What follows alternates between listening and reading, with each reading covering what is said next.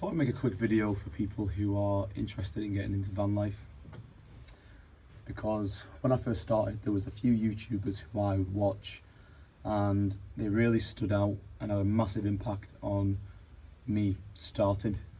They gave a very explicit and honest view on what van life was like, without the fluff and without the fear mongering. It was just very much, this was their experience and I took a lot from it. So what I'd like to do in this video is just give you my version of how van life has been for myself in starting, and maybe there'll be some little nuggets of wisdom that you can take away in how you could start your journey.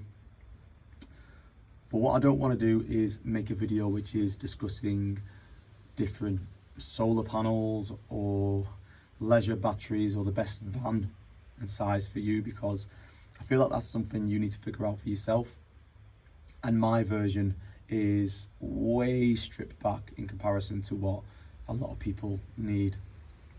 So for myself, I started asking questions. Usually when I do a deep dive into something, or if I'm looking to change something in my life, I ask questions. And the biggest question for me wasn't necessarily what do I need in order to start van life. It was, what kind of lifestyle was I looking to live?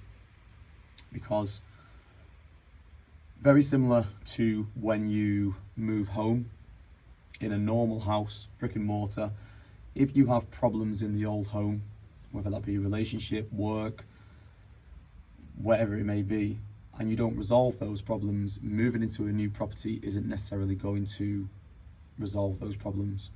And even more true when it comes to this alternative way of living in a van. So if you've got problems already, moving into a van may not be the best thing for you. If it's being used as a means to escape something, then you might be causing more problems, more bad than good.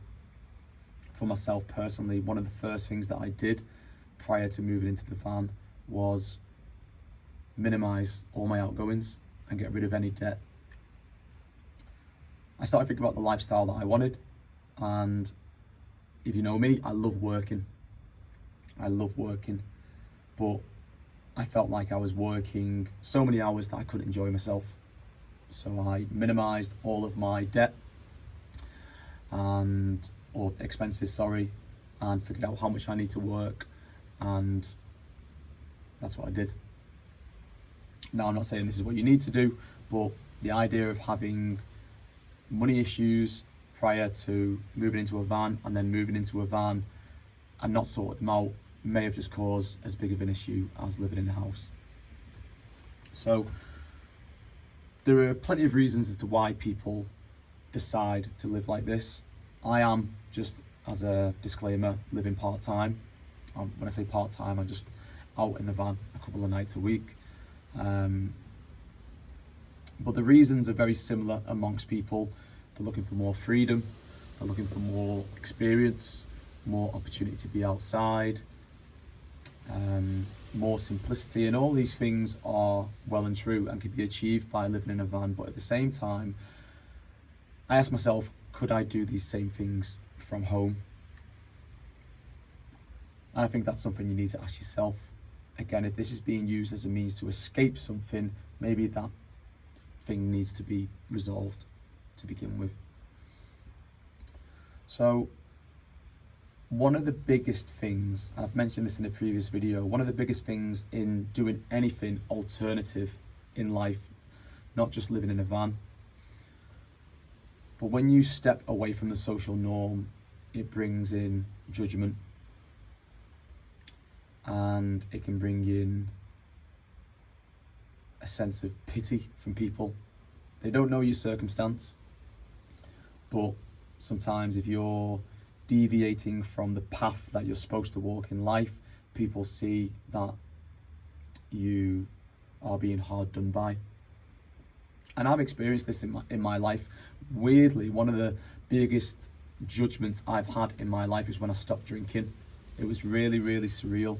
And this could be a completely separate video, but it ties in with what I'm talking about now.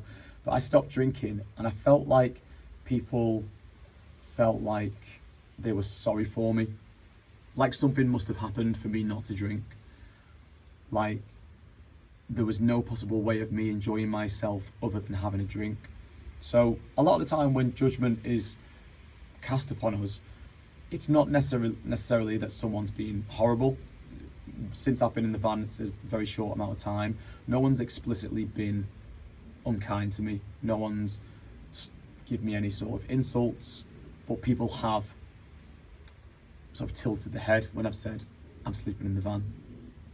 And that's completely normal because I have different values in life. They have different values in life. And a lot of judgment comes from when people aren't living their own values. So for myself, I understand that we are in completely unprecedented times in terms of the housing market. It's a shambles, bills are going up, and despite having been on the housing ladder and having a mortgage and having the opportunity to have a mortgage again, I decided that I don't want to live that way. That's not in my values.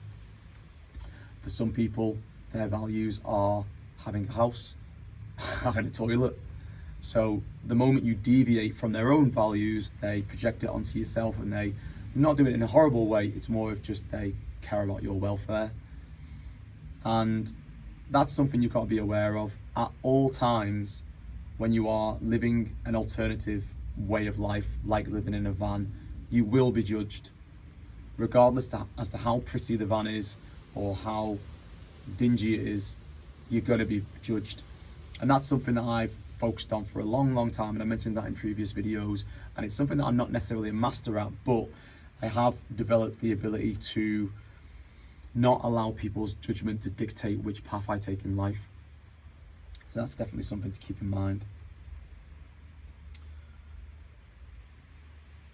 There's a way of life on Instagram which is shown when it comes to van life, and everyone knows this. It's the waking up on fluffy pillows with a cup of coffee and the most insanely beautiful sunrise you could ever imagine. And that's not to say that it doesn't happen in van life, it definitely can.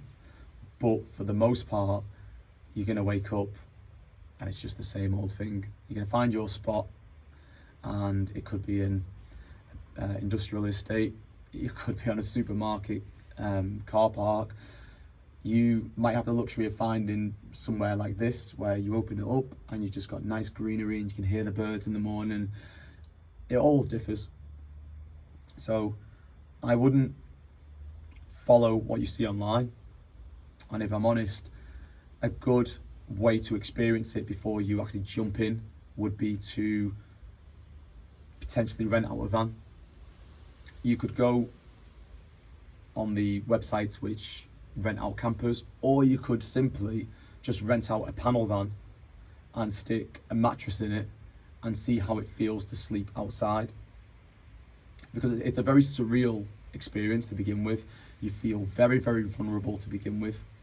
At any point someone could just knock on the door and you don't know who it is. Granted, I've got windows around so I can look out, but you do feel very vulnerable.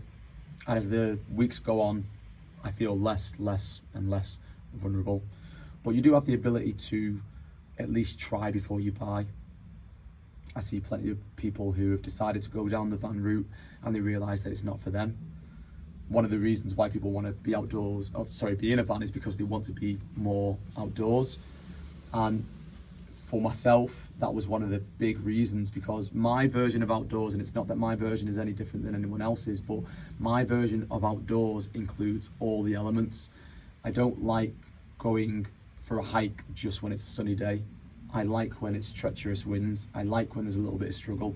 I like camping in the snow. I like camping in the rain. I like hiking up mountains and running outside in all the elements. So if you're an outdoorsy person, but your version of outdoorsy sees you going outdoors when it's just the perfect weather, then you might find out that it's not really something that you're into. And an easy way to figure that out is just before you start, get outside, but get outside in conditions that usually you wouldn't. Go and hike a mountain, staying safe obviously when it's snowing. Go camping when it's raining. And it's just a little way to test the waters before you fully dive in. So these are just little things which I thought about before getting involved in this life. It was more about not necessarily can I live in a van. It was more, what do I want from life? And I do want more time spent outdoors. I do want to save money, which I do save a lot more money. Way more money than I've ever been able to save, especially from living in a house in a mortgage and where your outgoings are way more than your income. My situation is completely different now. So that could be a massive reason as to why you're doing it. With all that being said, there are obviously the people on the other side who aren't necessarily thinking about getting into van life as a choice. They are thinking about getting into it, well, not even thinking about getting into it. Their hands have been forced to the point where they have to go into it. There's no other option. They've lost the job, they've lost the partner, they've lost the house. Something's happened where they've been living a life where they were 1 week away from being homeless, and then suddenly this is a last chance. So it becomes not necessarily a luxury, but a survival, a way of survival. And my heart goes out to them, and I send prayers to everyone who is going through that, and hopefully in due time you are able to get back on your feet, and maybe even in getting involved in this alternative way of life, you may actually find out you love this more than the old way. I've spoke to a few people where that has been the case. So with that being said, I just really think about what it is you want from life as opposed to what van to get. And that's personally put me into a position where I was like a duck to water. There was really no transitional period from going from living in a house to living in a van. I knew exactly what I want from life, and I've mentioned it in previous videos. It just worked hand in hand, and it was maybe it was a little bit of luck, maybe it was a bit of a self-fulfilling prophecy.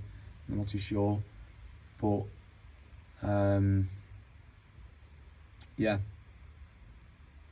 I will say a massive thank you to the YouTubers who, again, have been very open and honest in their content that they put out there. And to the other people who are putting stuff out there where they're highlighting the perks, the sort of Instagrammable perks, you know, the perfect, you'll never believe where I stayed last night sort of content. And then you've got the people out there who have an understanding that the algorithm likes fear.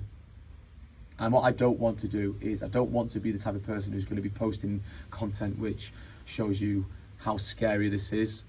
I'll certainly be very honest about how I'm feeling and how I've got here, but I don't want to be putting clickbait titles or thumbnails which are just grabbing the attention of people. I'd much rather my content be delivered to people who are in a similar situation where I am. And I don't have the most experience in living in a van. I've only been in for a couple of weeks. And by a lot of people's standards, I'm not even a van lifer because I'm in it only 3 or 4 times a week. So I don't meet the official criteria for some people.